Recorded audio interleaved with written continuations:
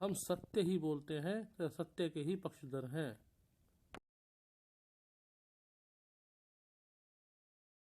नमस्कार दोस्तों, जय श्री राम, जय श्री राधे कृष्णा, हर हर महादेव।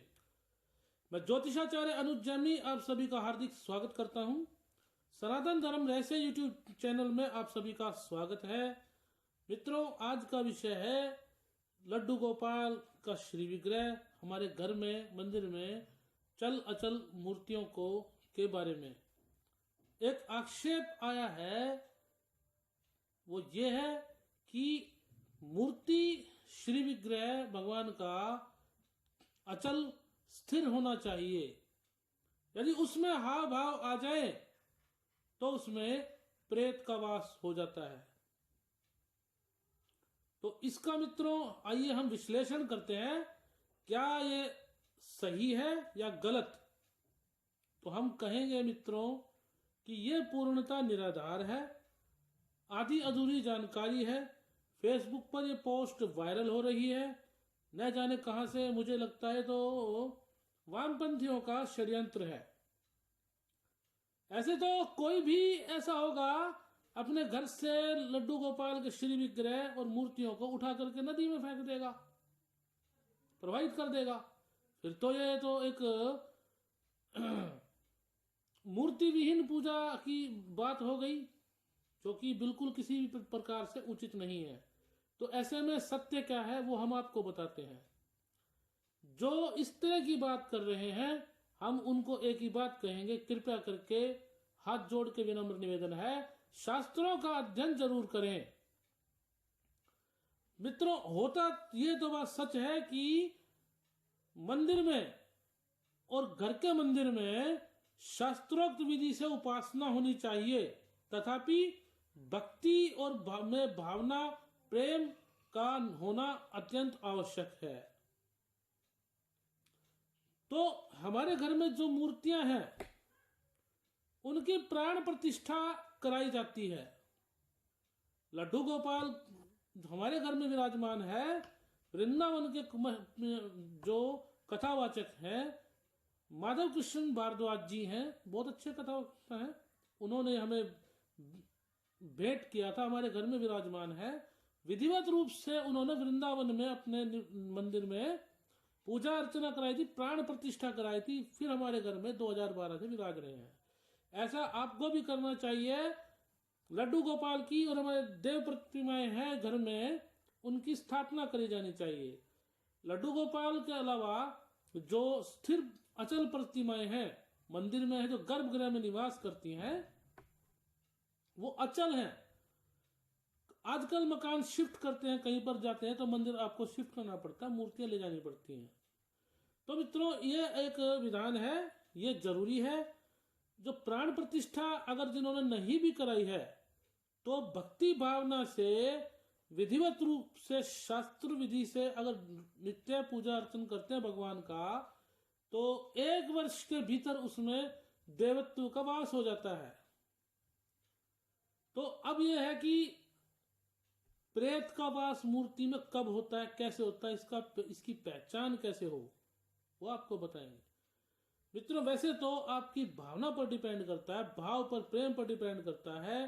भगवान जिसका आप स्मरण करते हैं तो उस मूर्ति में उसी का वास होगा।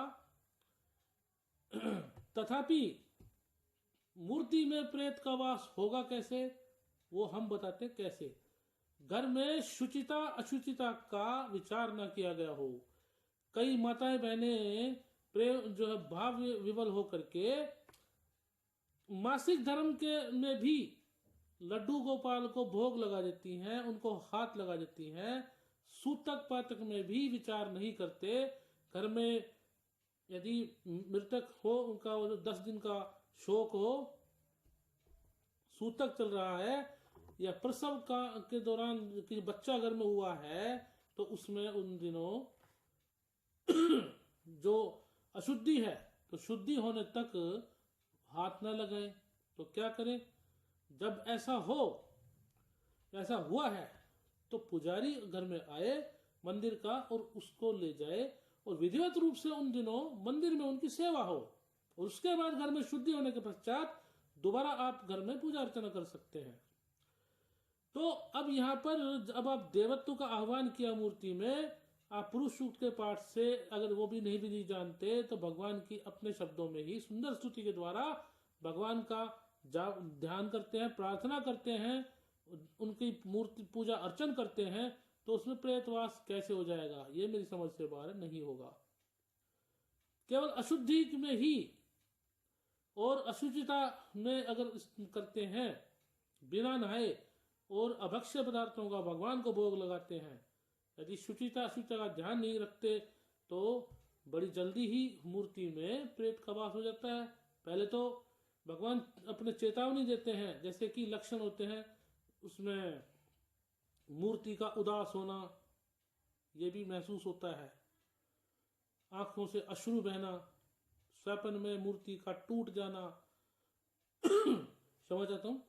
तो इस तरह के संकेत भगवान से मिलते हैं और 1 वर्ष के भीतर ही लड्डू गोपाल या मूर्ति से भगवान प्रस्थान कर जाते हैं।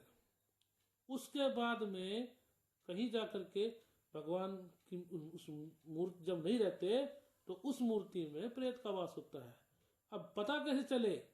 यदि आपको पॉजिटिव वाइब्स आ रही हैं, सकारात्मकता का आपको महसूस हो रही है लड्डू गोपाल मूर्ति के सामने, आपके घर में वंश वृद्धि हुई है, हो रही है, धन धान्य में वृद्धि है, उस मूर्ति को देख करके आपको सुख की प्राप्ति हो रही है और वो सुखद एहसास आपको देती है, वो दिव्य सुगंध की अनुभूति आपको होती है मूर्ति के अंदर से, और आपको मतलब जब गले से लगाते हैं तो आपको सुखद एहसास होता है, स्वप्न भी आपको सुखद आते हैं।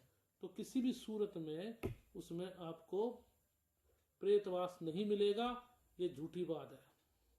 केवल नकारात्मकता का एहसास हो, अजीबो गरीब जो है हरकतें आपको सपने में दिखाई दे लड्डू गोपाल की, या हाव भाव आपको उचित ना दिखे, बिल्कुल अजीबो गरीब हाव भाव हो, मूर्ति में आपको विचित्र प्रकार की आकृतियां दिखाई दें, तो समझे कि उसमें प्रेतवास है।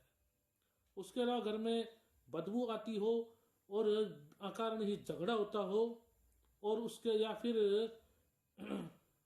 जब मूर्ति में प्रेतवास होता है तो घर में कितनी भी दवा खा ले बीमार होते हो ठीक नहीं हो सकते, असाध्य रोगों का आक्रमण रहता है, आपके घर में पैसा नहीं बचता।